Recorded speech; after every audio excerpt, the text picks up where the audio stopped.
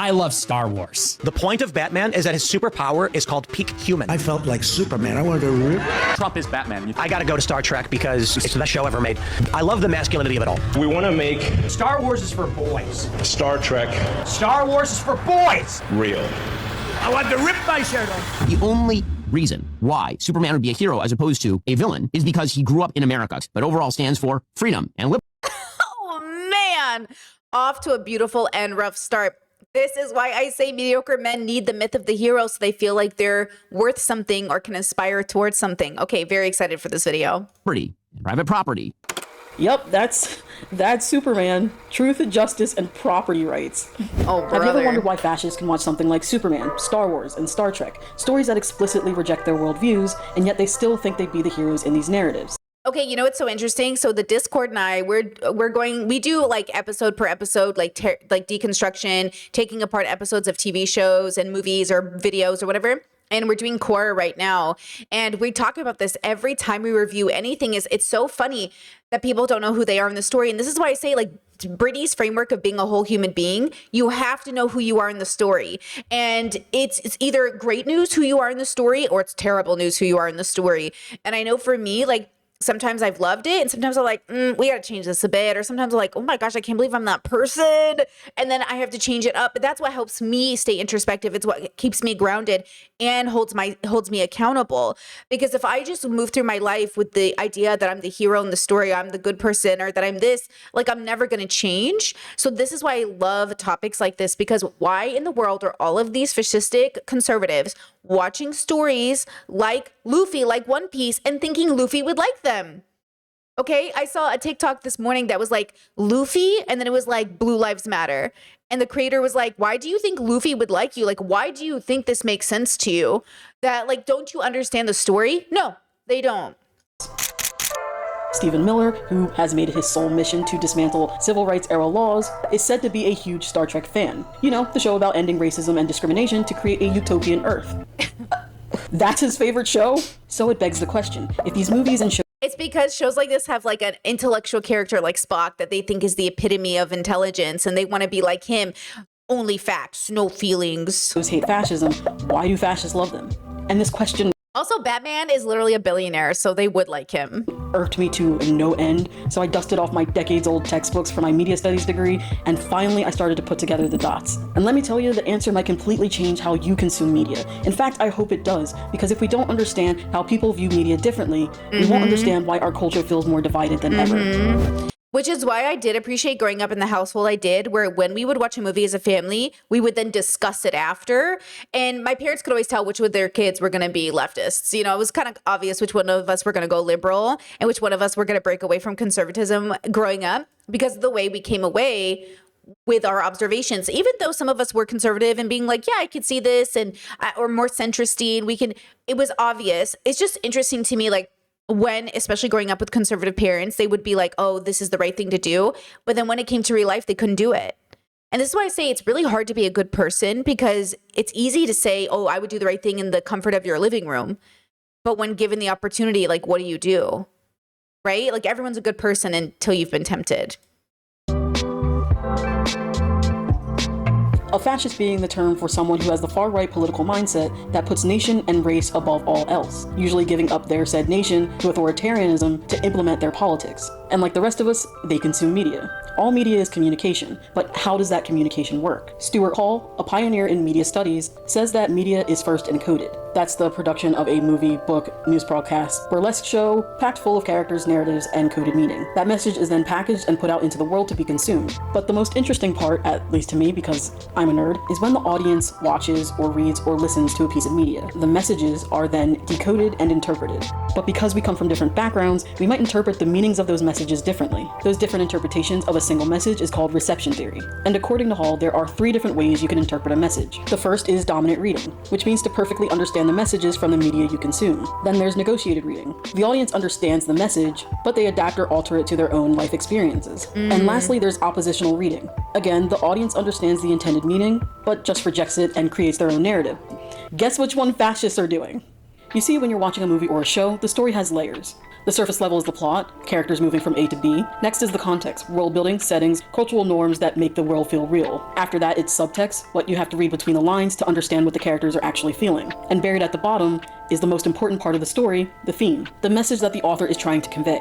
Let's take Superman. When fascists watch something like The Man of Steel, the character, not the god-awful movie, they like the iconography, the muscles, the winning battles, dominating over the impossible. That all aligns with their worldview. How about Star Wars? You have fighting for what you think is right and defeating the evil empire. Yes, from their point of view, they would be the rebels, going up against the cabal of, I don't know.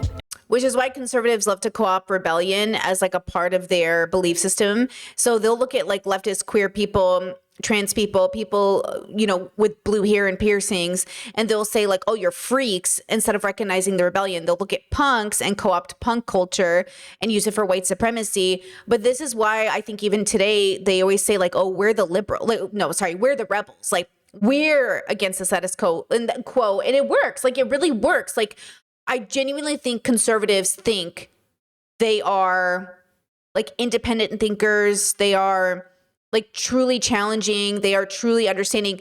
And I don't blame regular ass conservatives for falling for the propaganda. I think marketing is like really good for Republicans. Like, they spend billions of dollars, like so much money getting into these people's brains. I also think that's why I would encourage you, this is why we do philosophy through pop culture here. I want you to think deeper about your experience on Earth. I want you to ask yourself, wait, why do I believe this? Is this true? Where's the foundation for this? And that I want you to use that tool to be a better person, because I do think like you can't be bigoted and free. Like, I do think you can't be hateful and loving. And so for so many Republicans and conservatives to think they are fighting for the underclass, to think they're fighting for the marginalized, to think they are fighting for the, you know, to think they're fighting against the elites, like, how could you be both of those things at the same time? And this is the challenge for all of us as individuals as well. And then moving into collectives, like, how can I say I am a peace bringer and all I bring is chaos? You know, so there's something here that I think is really important. Immigrants and drag queens. And then you have Star Trek. There's what looks like military ships. You have ranks. Captain Kirk and Picard command respect. They protect their crews, save the day, and kiss the girl. I love the masculinity of it all. Oof. So masculine. Which layer of the story are fascists viewing these narratives from? And this is why they can like progressive media when it's the opposite of what they believe. They're not consuming media for the story, they're consuming it for the aesthetics and the power fantasy that they can live vicariously through. If they were to dig deeper, they'd see that the themes and messages of these stories cause tension with their own outlooks. That's why they can love Superman. Wait, Chad says, I know Southerners have been calling themselves rebels since the Civil War, but that's a whole other conversation. I mean, whatever makes them feel powerful. Literally rewatching Sweet Home Alabama last week was crazy. That the father's like, the South wins again, and like he's got a Confederate flag, and there's this whole narrative about like you can't run away from your past, and the villain in the movie is a Democrat, and it's like a whole thing, and it's just like when do you see that in media? Like you see it.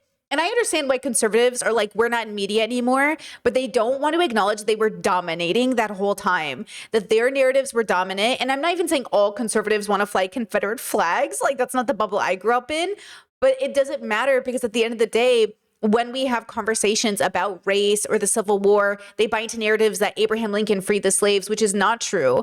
And so like when we have these conversations, the way that, you know, the deeper we go, it really tells you where everybody is at and why we have to like meet everybody on where they're at. And also, we need a way to hold people accountable who are adults, who are still unwilling to unlearn what they've been taught, and also to admit they're wrong. Like, it's weird. It's like they keep saying, oh, you're not giving me a safe space to be wrong. Yeah, but name one time you've been willing to be wrong.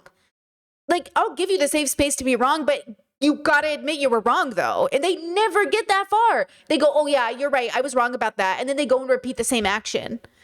So again, you have to be able to introspect, deconstruct, and actually change into a different person. Okay? I feel like conservatives just want the gold star that they changed without actually changing.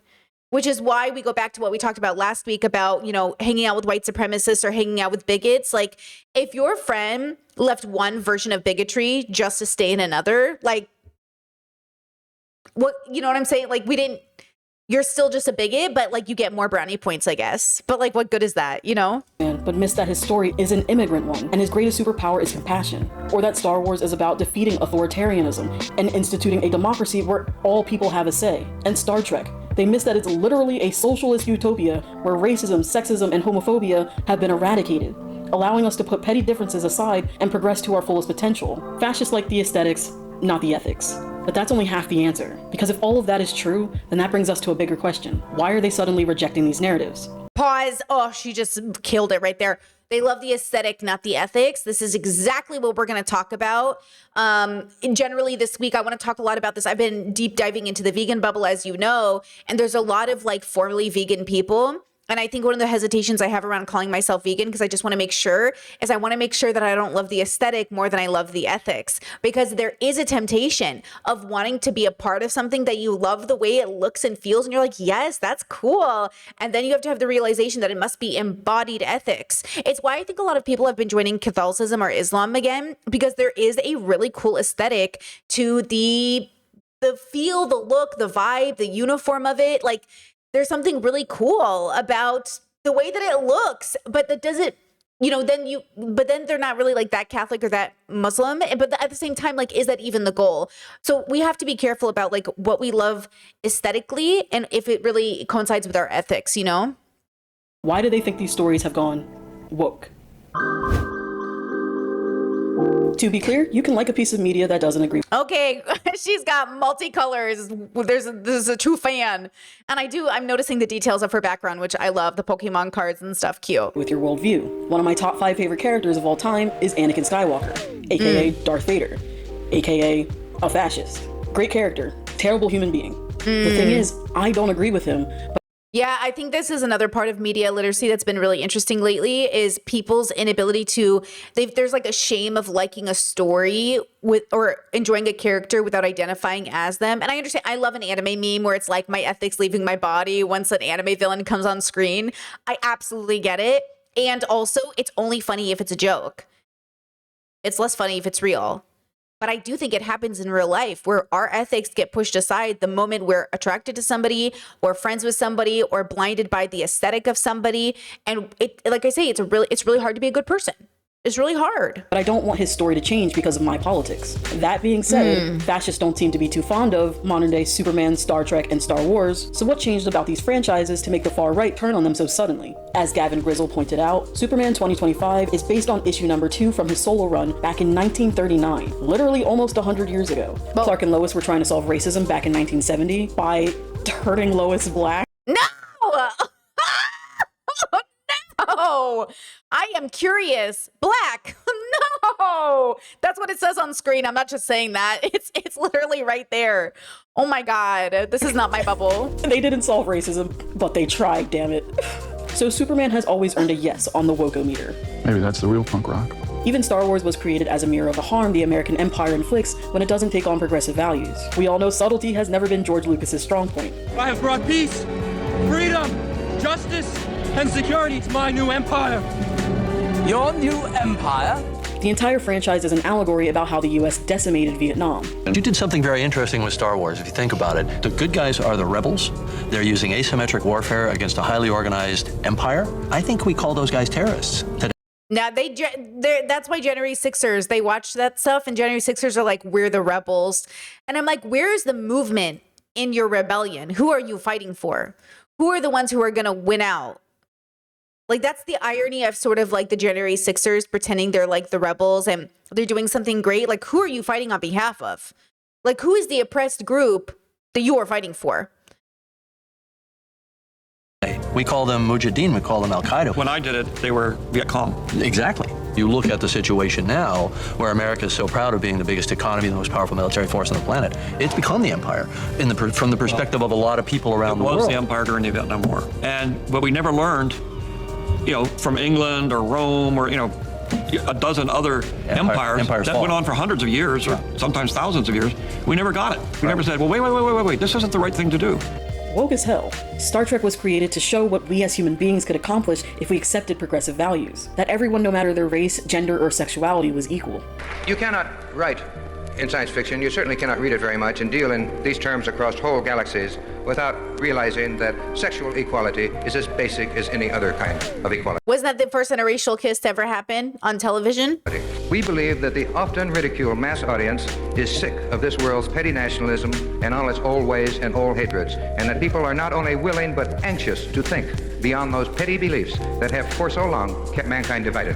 So you see that the formula, the magic ingredient that many people keep seeking and many of them keep missing is really not in Star Trek. It is in the audience. There is an intelligent life form out on the other side of that television tube.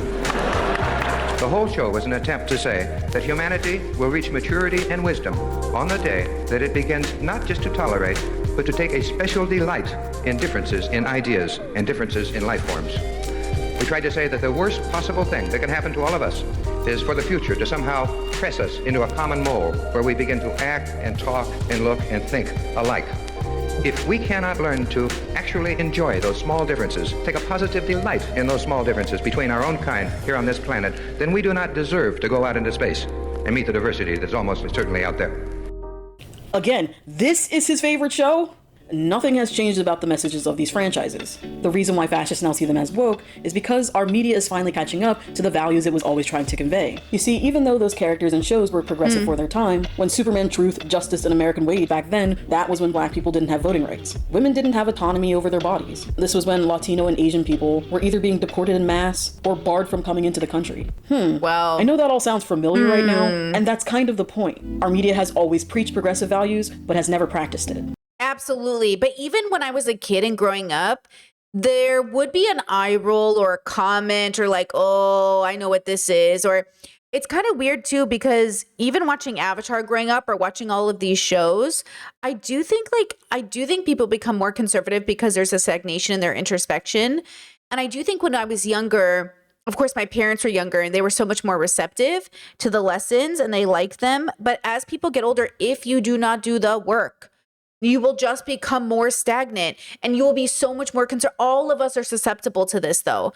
And that's why I think history repeats so often, is because new babies come into the universe and new babies have to go through their own journey of figuring this out. And then they're raised by people who haven't figured it out. And then there's also media. We forget that media impacts our kids. And so even if you're really progressive and you raise your kids progressive, if they are going through something and they see a person on TikTok and that person influences and like you're not able to get through to them, like that's a part of their journey. And I think that's the hardest part about being a parent, is you can't prevent your kids from becoming fascists. You can only do the work so the probability is less.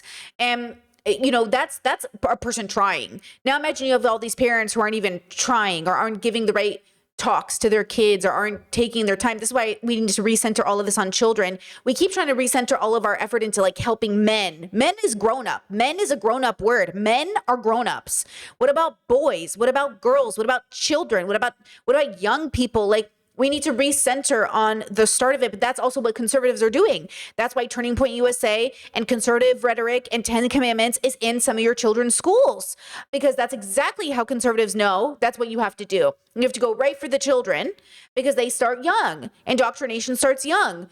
And so, it's a big part of it. Now, again, I think these conservatives, the ones who are, quote, in charge, the Stephen Millers, they are the 4D chessers. I think regular ass conservatives are just victims of these systems of oppression. And they've been told by these systems of oppression that, like, we're liberating you, we're on your side, we believe in you, even though they're literally doing everything in their power to disenfranchise these people, to step on their necks, or whatever analogy you need. But like, they are not helping them, right?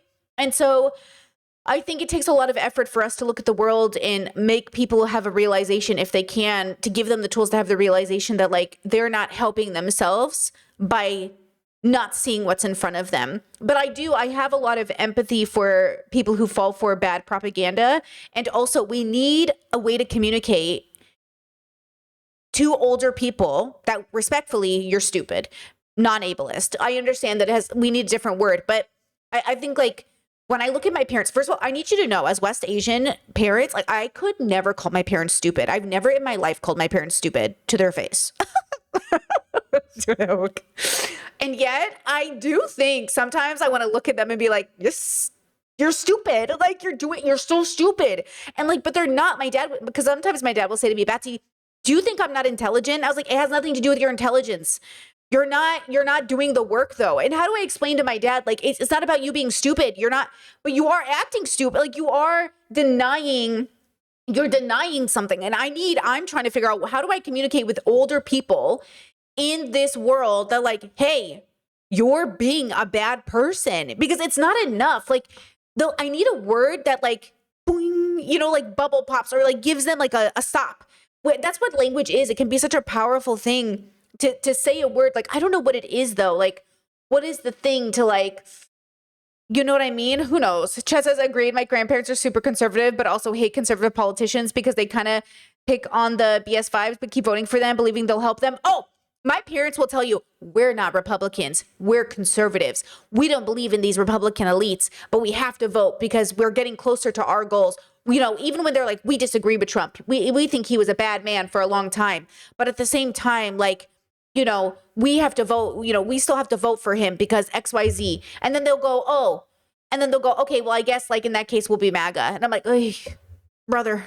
For about 120 years, media has centered straight white dudes because it was made by straight white dudes. And only seeing one thing made our society believe that they were the main characters in all our stories, when they're not. We've talked about it on this channel before. It's the media studies concept called cultivation theory. That long-term exposure to media starts to warp your sense of reality. The more you see things, the more you think it's true, even though truthfully, it's not. We have had over a century of progressive themes in our media, but viewing those messages back then was easier to digest and ignore for them when it revolved around straight white men. Think of it as the spoonful of sugar that makes the progressivism go down. But now that marginalized groups have gotten like a smidge of rights, and stories are starting to reflect reality, even if our stories and messages are exactly the same, they look aesthetically different. Now when Superman says truth, justice, and a better tomorrow, and saves a Middle Eastern guy, and the allegory for Palestinians, and Hawkgirl is the one that kills not Netanyahu, and Lois has autonomy and challenges Superman instead of making him a sandwich, and Superman's black best friend is the smartest person on Earth, and they team up to fight the billionaire, and you see where I'm going with this? Same story. Looks a little different. The messages are now actually asking fascists to change,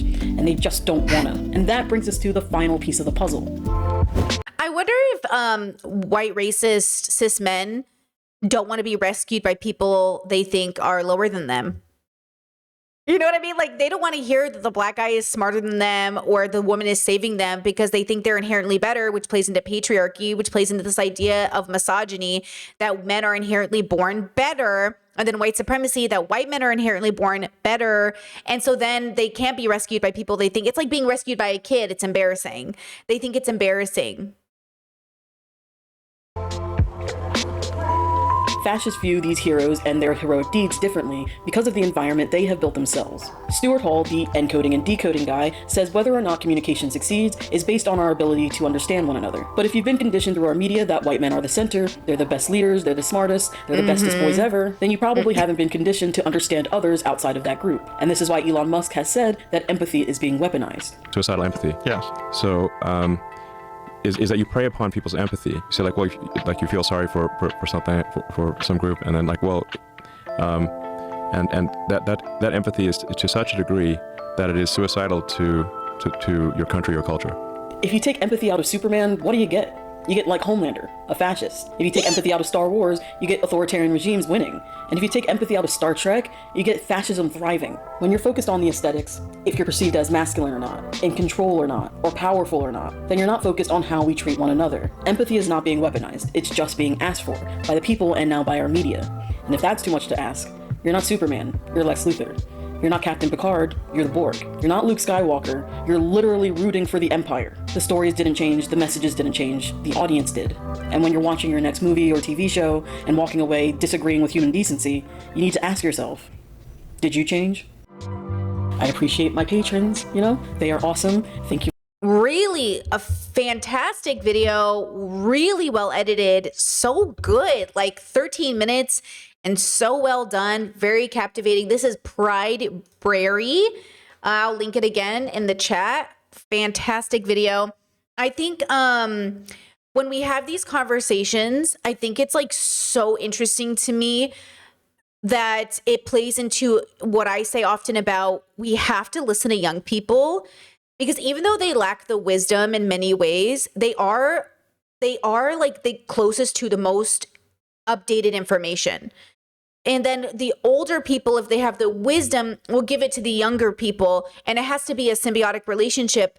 But without a doubt, like young people are on, like they know things just the most up to date. They know what's up. And then older people, though, if they keep deconstructing, have the balance of the wisdom. I mean, let me just tell you, you need enough time on this earth to read enough philosophy to tell younger people they don't know yet. But younger people have this ability just to be up to date in a way that I think older people miss out on because we're not hanging out with young people, and we shouldn't be. Like, I don't want to create a world where like older people are trying to be like, "What up, fellow youths?" Like, you know what I'm saying? And at the same time, we need to have a space to share with each other. And I think that's why you're supposed to have kids in your life, which again goes back to centering children as the home. Because if we centered our life around children in a non-patriarchal way, then we would have that relationship naturally because we'd be in a more village setting. But because we're so individualistic, and we're fighting patriarchy, we often like, ew, kids, children, young people, instead of forgetting that like if we were in community, then we would have a gathering once a week, a get together, we would have a family event, we would have something that would put us in proximity to children in an appropriate way in which we could say, hey, what's going on in the world? What do you know that I don't know? Here's what I'm learning on my side of the internet. What are you learning on your side of the internet? And then we could, have conversations and we could build off of each other. But right now, even children and adults are so segregated that I think it's causing a big issue. I know when I was younger, I know on purpose, my parents would watch Dragon Ball Z with us and Sailor Moon with us, and they would watch all of our TV shows with us so they could talk to us about it. But even they eventually stopped doing that. Like, yes, my parents are on YouTube. Yeah, my parents are watching YouTubers. Yes, my parents, but they're not like keeping up with YouTube culture in the same way. They're keeping up with conservative YouTube culture and anybody associated with conservative YouTube culture. So it's not very like up to date, but it's something, at least like if I talk to my parents, they know who Charlie Kirk is and they know who Ben Shapiro is and they know who they might even know who Hassan Piker is at this point, who knows? But like, when we have these conversations, they'll start to they get what I'm saying if I talk to them about politics. They don't know what I'm always saying if I talk about other things. And so I think it takes a great effort for older people to also stay in touch with what younger people are doing, even in that regard, right? Discord said, I know you said foolish was tied to Christianity, but I feel like most people don't directly associate it with Christianity. Also, why not appropriate something that's already pushed on us? Context alternatives to word stupid. Yeah, I think foolish is a good one. Foolish. Yeah, I think what the problem comes into this is like foolish itself feels like what older people say to me. Like, I think my parents have called me foolish. Like, you're foolish because you're young and ignorant. But if I called an elder foolish, like, I think it would work as well as stupid. I do. Would it work on the internet calling younger people foolish? Like, you're being a fool? Like, is that kind of old? I don't know, but foolish might work. Like, but you're a fool. Isn't a fool saying you're stupid? Isn't that what a fool is? Like, you're the fool in the village. Like, hey. Isn't that what a fool is? You know what I mean? Am I wrong? Isn't that what, like, the fool in the village who won't listen to the lesson, the fool in the village who ignores the word of God, or the fool in the village who like thinks he's smarter than everyone else, but he's a fool. Like he's fooling himself. He's tricking himself. Discord said, yeah. Well, so that's, I'm just like, yeah, interesting. Yeah, fool.